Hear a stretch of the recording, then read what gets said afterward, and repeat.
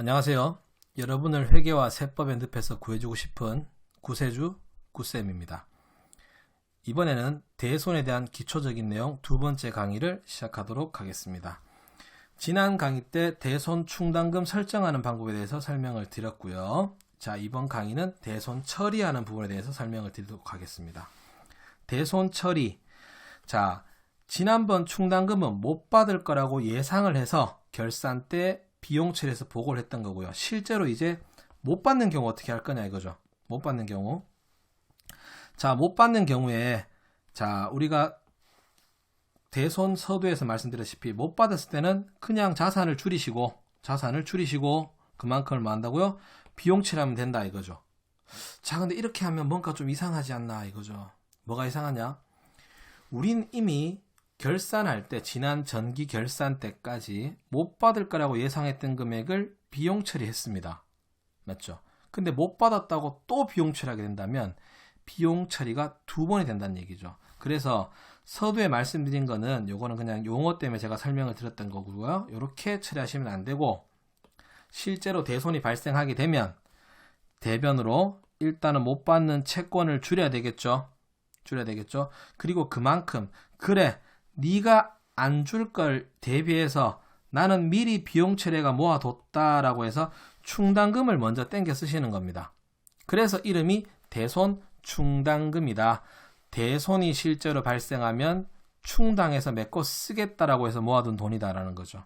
근데 이 예상이 정확하진 않을 수도 있습니다. 그래서 혹시라도 부족하다면 나머지 예상 빗나간 금액은 상각비라는 비용으로 처리하신다. 그래서 대손이 발생하시면 제일 먼저 대손 충당금을 우선 상계하셔야 됩니다. 우선 상계. 그렇다는 얘기는 대손 충당금 잔액이 얼마 있는지부터 제일 먼저 확인해 주셔야 한다는 얘기고요.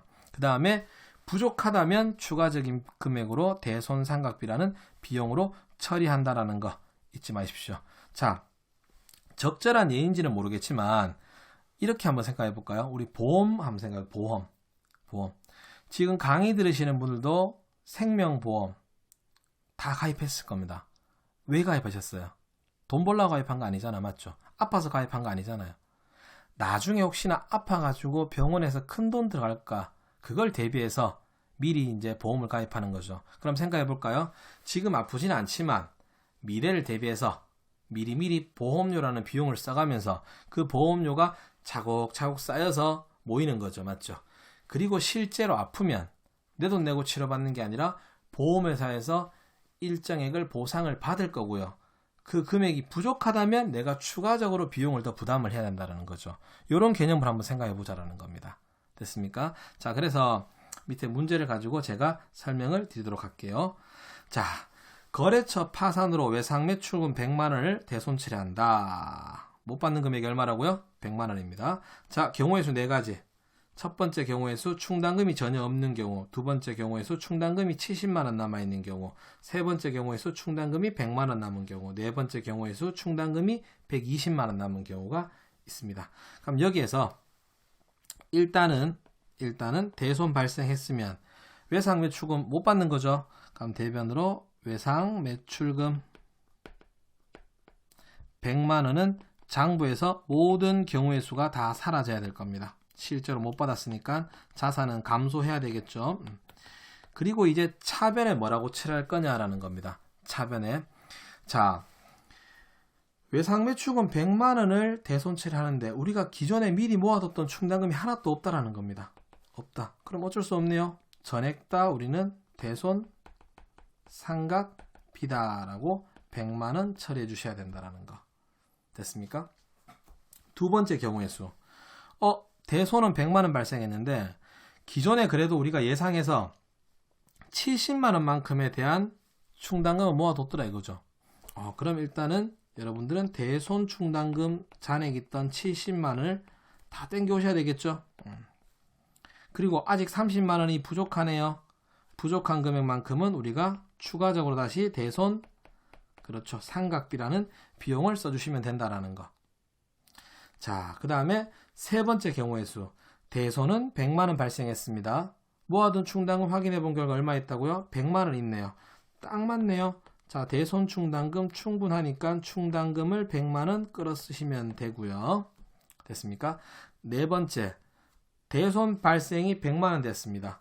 충당금 모아둔 게 얼마 있습니까? 120 있죠. 자, 근데 우리가 필요한 건 얼마만 필요하다? 충당금이? 그렇죠. 100만원만 대손을 발생시켰으니까 100만원만큼만 이렇게 빼주시면 된다. 그럼 남은 20만원 충당금은 다음 대손 때 쓰시면 되고, 혹은 결산 때 충당금 잔액이 남기 때문에 추가 설정 금액이 조금 줄어들 수 있겠죠. 이렇게 처리될 거다라는 거. 그래서 연결해서 본다 그러면 결산 시에는 못 받을 것 같은 금액을 미리 비용 처리해서 대손 충당금으로 설정하시고요. 그 다음에 실제로 못 받았을 때는 이렇게 충당금 설정했던 금액이 있을 거니까 이 금액을 먼저 상기하시고 부족한 금액에 대해서만 대손 상각비라는 비용으로 처리해 주시면 된다라는 겁니다. 됐습니까? 자, 이렇게 해서 대손을 처리해 주시면 되는 부분이고요. 자, 그 다음에 세 번째, 환입. 자, 분명히 대손 발생해서 회수를 못했던 겁니다. 못했던 건데 일정 기간 후에 다시 회수를 한다라는 거죠. 회수를 한다. 그러면 이미 지나간 과거에 대한 경우의 수를 되짚어 볼 필요가 없다라는 겁니다. 왜냐? 이미 장부상에서는 앞에서 봤지만 외상 매출금이 장부에 사라졌어요. 맞죠? 그러면 회수했다면 일단은 돈 받았으니까 차배는 뭐가 돼야 됩니까? 현금이 돼야 될 거고요. 그 다음에 대배는 뭐 한다? 무조건 충당금이다. 자, 기억합니다. 무조건입니다. 무조건. 무조건 우리는 회수하면 대손 충당금으로 간다라는 거 알아두십시오. 이 부분을 제일 많이 학생들이 틀리시는 게 뭐냐? 대손 충당금 환입이라는 개정을 되게 많이 쓰시려고 하시더라고요. 대손 충당금 환입은 언제 쓰는 거다? 결산일 때만 쓰시는 거고요. 내가 대손 처리했던 걸 회수하게 되면 무조건 충당금 간다라는 거. 자, 이게 기존에 전기에 대손 처리했던 단기에 대손 처리했던 중요한 거 아닙니다. 그 다음에 대손 충당금으로 처리했던 대손 상각비 처리했던 그런 거 중요한 거 아닙니다. 과거 지나간 거 보지 마세요. 그래서 회수하면 무조건 그냥 대손 충당금으로 처리해 주시면 된다라는 거 잊지 말아 주시기 바랍니다. 그래서 전체적으로 정리해 본다면 우리가 대손이 발생할 걸 대비해서 결산 때는 대손 충당금을 설정하셔야 되는 부분이고요. 채권마다 따로 하시는 겁니다.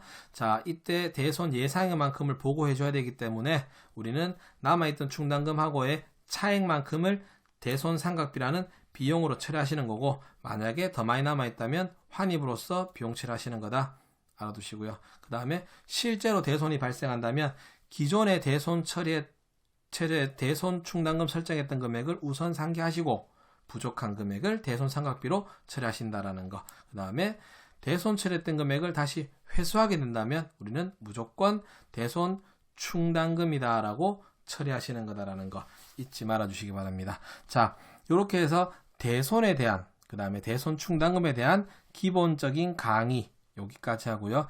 핵심 포인트들 잘 짚어주시고요. 그 다음에 다시 말씀드리지만 네이버 카페에 이 대손에 대한 연습 문제를 첨부해 두도록 하겠습니다. 연습 문제 꼭 한번 풀어보셔야 될 겁니다. 풀어보시고요.